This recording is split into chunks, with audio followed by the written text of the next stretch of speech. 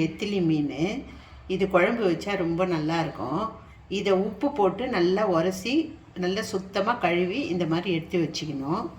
அதுக்கு 2 வெங்காயம் medium size, 2 தக்காளி, கொஞ்சம் எலுமிச்சம்பழத்தை விட பெரிய சைஸில் புளி, கொஞ்சம் கறிவேப்பிலை, 10-12 பல் பூண்டு, ஒரு 3 பச்சை மிளகாய், இவ்வளவும் எடுத்துக்கணும் இந்த குழம்புக்கு. வெங்காயம் கட் பண்ணி வச்சுக்கோங்க. புளியை கரைச்சி ஒரு பாத்திரத்தில் வச்சிடணும். இந்த தக்காளியை கொஞ்சம் கிரைண்ட் பண்ணி வச்சுக்கணும். இப்போ தாளிக்கணும். கடாய் வச்சுட்டு அதுக்கு எண்ணெய் ஊற்றணும். நல்லெண்ணெய் ஊற்றிட்டு அது கொஞ்சம் காஞ்ச உடனே கடுகு போடணும். மீன் குழம்புக்கு நல்லெண்ணெய் ஊற்றினா நல்லாயிருக்கும்.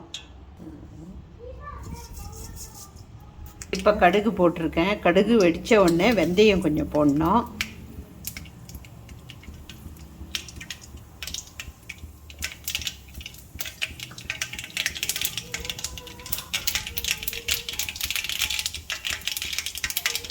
இப்போ வெந்தயம் போடணும். வெந்தயம் போட்டுட்டு கறிவேப்பிலை கொஞ்சம் போடணும். ஃபஸ்ட்டு பச்சை மிளகாய் போடணும். அதுக்கப்புறம் பூண்டு போடணும். பூண்டு போட்ட உடனே அதுக்கப்புறமா கொஞ்சம் வெங்காயத்தை போட்டு லேசாக வதக்கிக்கணும்.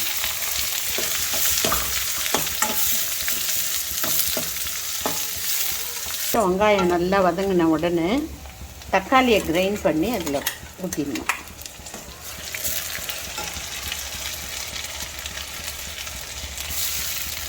தக்காளியை கிரைண்ட் பண்ணி இதில் சேர்த்துடணும்.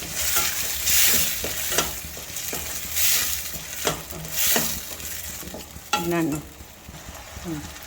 பச்சை வாசனை போகிற அளவுக்கு தக்காளியை கொஞ்சம் நல்லா வதக்கிக்கணும். பச்சை வாசனை போகணும். தக்காளி பச்சை வாசனை போன பிறகு மஞ்சள்தூள், ஒரு 1/2 ஸ்பூன் மஞ்சள்தூள், 1 3 ஸ்பூன் மிளகாத்தூள், தனி மிளகாத்தூள், தனியாத்தூள் ஒரு 3 ஸ்பூன். தனி மிளகாத்தூள்னா வெறும் மிளகா, சாம்பார் தூள் இல்லை, வெறும் மிளகாத்தூள். கொஞ்சம் நல்லா வதக்கிக்கணும்.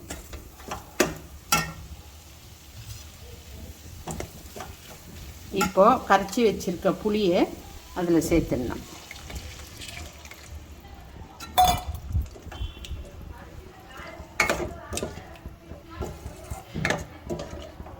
இது 1 கிலோ மீன் இல்லையா, கொஞ்சம் மிளகாத்தூள் புளியெல்லாம் கொஞ்சம் ஜாஸ்தி தான் போடணும். தேவையான அளவு குழம்புக்கு தண்ணி கொஞ்சம் சேர்த்துக்கலாம்.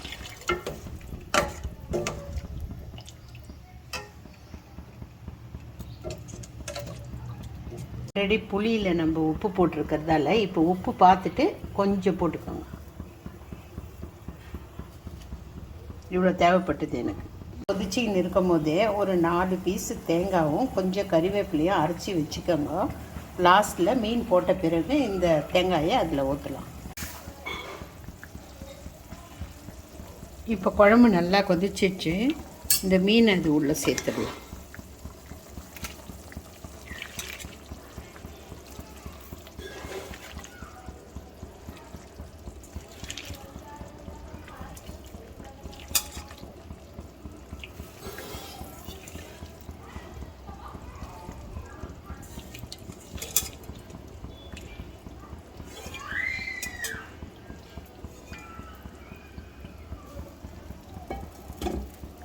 இப்போ எல்லா மீனும் உள்ளே சேர்த்துட்டோம்.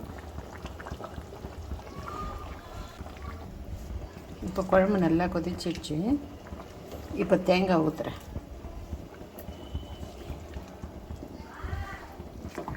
உங்களுக்கு இஷ்டம் இருந்தால் தேங்காய் சேர்த்துக்கோங்க. எங்களுக்கு தேங்காய் வேணும், அதனால நாங்கள் சேர்த்துக்கிறோம். இப்போ தேங்காய் ஊற்றி ஒரு 2 நிமிஷம் ஆயிடுச்சு. இதோட போதும், நான் இறக்கிடுறேன். மீன் குழம்பு ரெடி ஆயிடுச்சு.